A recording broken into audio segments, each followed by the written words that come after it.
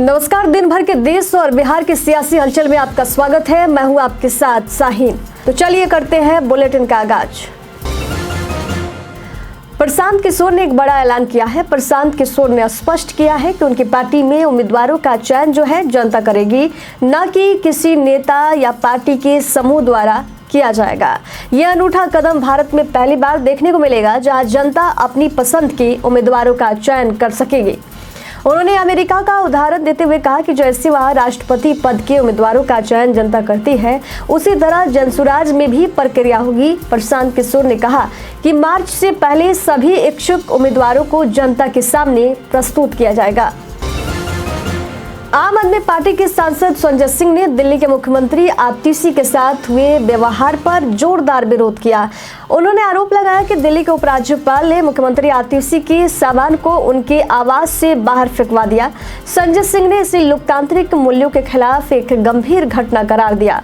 Press briefing में संजय सिंह ने कहा कि ये कोई आम घटना नहीं है। एक निर्वाचित महिला मुख्यमंत्री के सामान को उनके आधिकारिक आवास से बाहर फेंक दिया गया।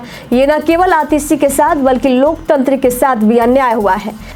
संजय सिंह ने यह भी बताया कि लोक निर्माण विभाग ने पहले ही मुख्यमंत्री आतिशी को 6 फ्लैग रो स्थित मुख्यमंत्री आवास की चाबियां सौंप दी थी। इसके बावजूद एलजी के आदेश पर उनके सामान को बाहर फेंका गया है।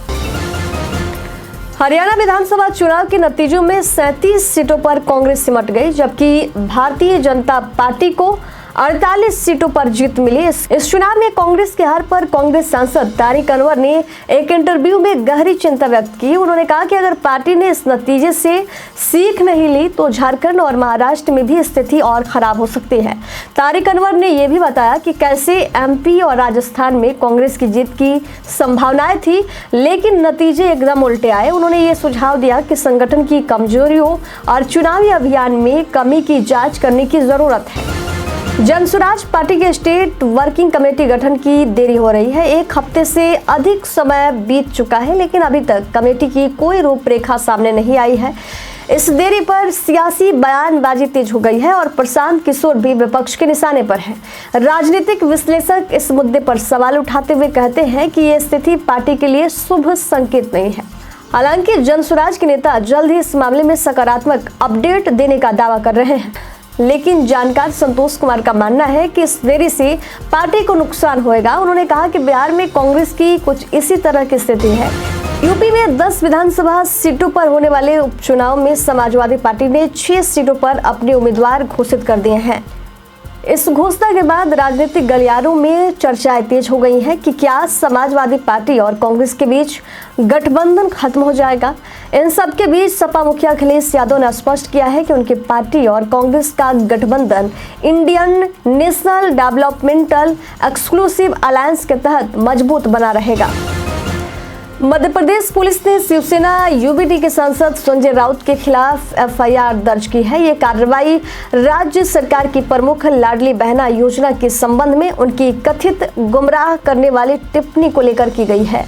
भोपाल की अपराध शाखा ने बीजेपी महिला मोर्चा की जिलाध्यक्ष वंदना जाचक और उपाध्यक्ष सुषमा चौधरी की शिकायत पर यह मामला दर्ज किया है। संजय राउत पर भारतीय दंड संहिता की धारा 352 और 356 के तहत गलत जानकारी देने और भड़काऊ बयान देने के आरोप पर लगाया गया है।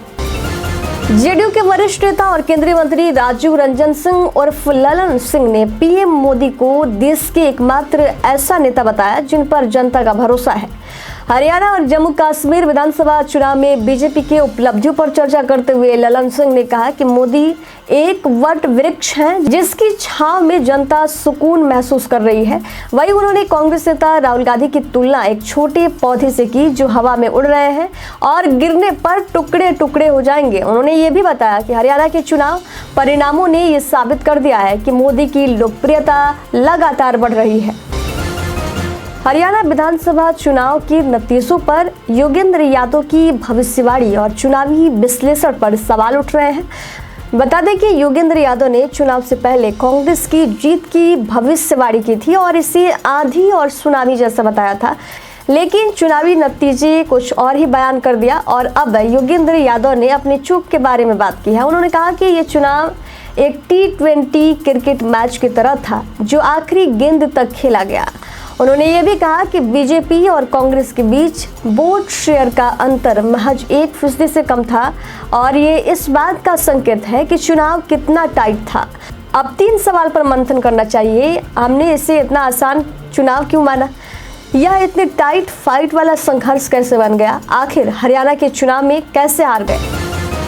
हाल ही में खगड़िया में वीआईपी कार्यकर्ताओं की बैठक में मुकेश सहनी ने दावा किया था कि अगर महागठबंधन की सरकार बनी तो तेजस्वी यादव मुख्यमंत्री और वे खुद उप मुख्यमंत्री बनेंगे। इस बयान पर पलटवार करते हुए डॉक्टर मधुरेंदु पांडे ने कहा कि सहनी का ये सपना केवल एक भ्रम है। उन्होंने याद दिलाया कि जनता ने लालू प्रसाद यादव की जंगल राज का अनुभव किया है और वर्तमान में नीतीश कुमार की सरकार पर उनका भरोसा है। पांडे ने यह भी कहा कि सहनी उन बातों को भूल चुके हैं जब उन्होंने राजद पर विश्वासघात का आरोप लगाया। डॉक्टर मधुरेंदु पांडे ने सहनी से पूछा कि क्या खंजर घोपुआ की बातें भूल गए हैं? हरियाणा विधानसभा चुनाव में कांग्रेस की हार के कारणों पर पार्टी के अध्यक्ष मल्लिकार्जुन खड़गे और राहुल गांधी ने महत्वपूर्ण बैठक की। सूत्रों के अनुसार इस बैठक में राहुल गांधी ने पार्टी के भीतर मौजूद कुछ नेताओं की गतिविधियों पर चिंता जताई। उन्होंने कहा कि हरियाणा में नेताओं का इंटरेस्ट पार्टी के इंटरेस्ट से ऊपर चला गया है। ये बयान उन्होंने भूपेंद्र सिंह हुड्डा और कुमारी शैलजा का नाम लिए बिना दिया है। कांग्रेस नेता अजय माकन ने भी बैठक की जानकारी साझा करते हुए कहा कि चुनावी नतीजों के बाद हार की समीक्षा की गई। माकन ने ईवीएम से लेकर नेताओं के मतभेदों पर भी चर्चा की। हरियाणा विधानसभा चुनाव के नतीजे में कांग्रेस की प्रहार पर एआईएमआईएम पार्टी के प्रमुख असदुद्दीन ओवैसी ने तंज कसा है। ओवैसी ने कांग्रेस की नाकामी को हरियाणा में उनकी हार का मुख्य कारण बताया। उन्होंने ये भी कहा कि कांग्रेस के आंतरिक मुद्दों ने ही उन्हें पराजित किया। ओवैसी ने ईवीएम पर उठ रहे सवालों पर भी टिप्पणी की और कहा कि कांग्रेस को अपनी रणनीति पर पुनर्विचार करना होगा। उन्होंने ये भी कहा कि हरियाणा में तो हम नहीं लड़े, फिर वहां बी टीम कौन रही? तो खबरों के सफर में दीजिए जाने की इजाजत। देखते रहिए सियासी पिच। नमस्कार।